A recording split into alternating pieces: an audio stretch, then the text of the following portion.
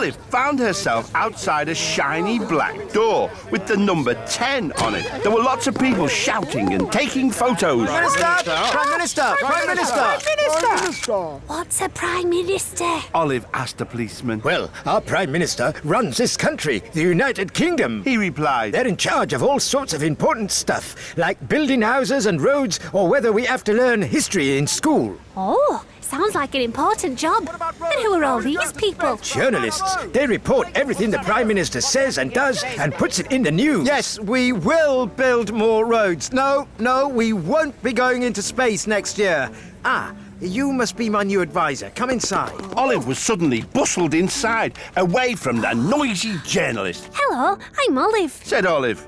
I'm Mr. Political. Said the Prime Minister. Well, Mr. Political, I'm not actually a new advisor, but maybe I can help out. I am very tired, Olive. I wish I could just take some time off and have an ice cream. Well, I could look after everything for a few minutes. Could you? Well, I suppose what harm could a few minutes do, eh? Here you go. You can be Prime Minister until I get back. I think I've got some chocolate chip ice cream in the freezer. Don't do anything I wouldn't. Her Majesty the Queen's here. She wants to have a chat about running the country. Of course. Send her in. Hello, where's the Prime Minister? Oh, well, that's me, Your Majesty. Just for a couple of minutes while Mr. Political has an ice cream. I see. So what are we planning to do this year? I'm going to give everyone in the country a bicycle for their birthday. The Queen clicked her fingers and a butler came running over. Done. What else? I think there should be less stuff that people don't like Peas. Oh, I really don't like peas, but one always has them for tea. no more peas then. The Queen summoned the butler again, this time to go and get rid of all the peas in the country. And it would be nice if it was sunny all the time. I know a scientist who could help with that. Hello? It's the Queen. Could you pop over? Olive and the Queen went outside to find Dr. Cleverbrain had arrived with a giant remote control. There we go, Your Majesty. Nice and sunshiny. I didn't know it would be that easy. Suddenly, the Prime Minister burst out through the door, waving a piece of paper. This report has just arrived. The whole country has stopped work. Everyone is sunbathing or cycling or just cross about not having any peas. Oh, dear. How did everything go wrong in the time it takes for me to have an ice cream? Olive, you've got to fix this. Chocolate chip ice cream? The Queen? I think I may have an idea. Olive whispered something to the Queen, who whispered to a butler, who rushed off. I have an announcement.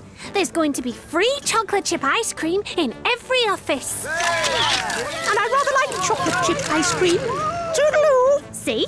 Everyone's gone straight back to work. Nice work, Olive. I'd best get back to the office too. Of course you should, Prime Minister. I expect you have lots of work to do and lots of ice cream to eat. They both laughed. And as they did, Olive realised it was time to go.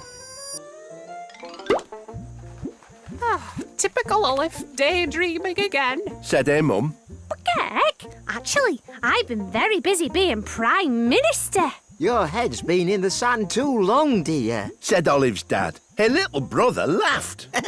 But Olive wasn't listening. She was already dreaming of her next big adventure. Olive the Ostrich! Olive was sitting on a bench in a quiet city park. She was wearing a mac and sunglasses. Shivered Olive. A squirrel wearing identical clothes to Olive and carrying a small briefcase walked past. He looked around suspiciously, then hopped onto the bench. The park is pleasant in the autumn. I suppose it is. My name's Olive. What's yours? Hello, Agent Olive. I am Red Squirrel. You will find our mission objectives in the case. Olive curiously opened the briefcase. Inside was a piece of paper with some instructions. Approach picnic, obtain nuts, escape without being seen. Your mission, should you choose to accept it. Oh, well, why not? Olive followed Red Squirrel to some large bushes in the middle of the park. Over there, Agent Olive. Yes, I see the nuts. Maybe I could distract them while you run up behind and take the nuts. Okay, but Agent Olive, you must not blow your cover. Olive noticed a dog bounding around in the distance. I could disguise myself as a dog using these leaves and this conker. How do I look? Excellent. Olive came bounding out in front of the family. The girl and her mum watched Olive curiously while Red Squirrel scampered up behind. But before he could take the nuts, a real dog came charging out of nowhere and chased Olive and Red Squirrel back into the bushes. Pecking!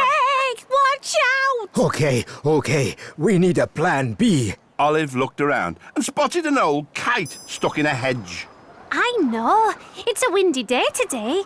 If I tie you to that kite, then the wind will lift you up above the picnic and you can swoop down and snatch the nuts. A brilliant plan. Olive carefully tied Red Squirrel to the kite and flew him high above the picnic.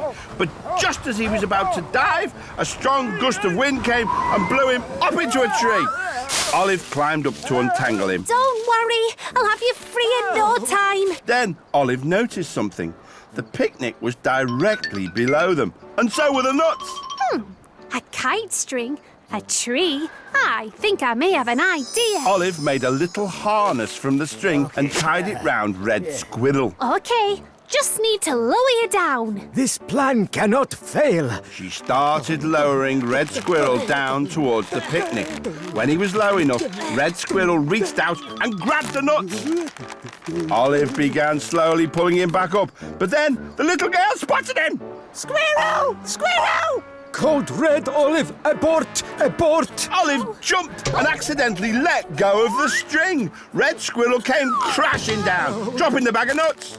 Olive, run! Save yourself! Then the little girl picked up some nuts and offered them to Red Squirrel. There you go. We brought these nuts to the park today to feed the squirrels. They're meant for you. Red Squirrel gratefully took the nuts and Olive pulled him back up. Thank you, Agent Olive. Now I can feed my family for the winter months. Our mission is accomplished. Would you like one?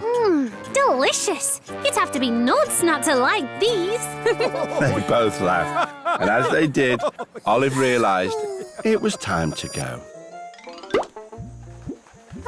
Typical Olive, daydreaming again. Said her mum. Heck, actually, I helped a squirrel carry out a secret mission. Your head's been in the sand too long, dear. Said Olive's dad. Her little brother laughed. But Olive wasn't listening. She was already dreaming of her next big adventure.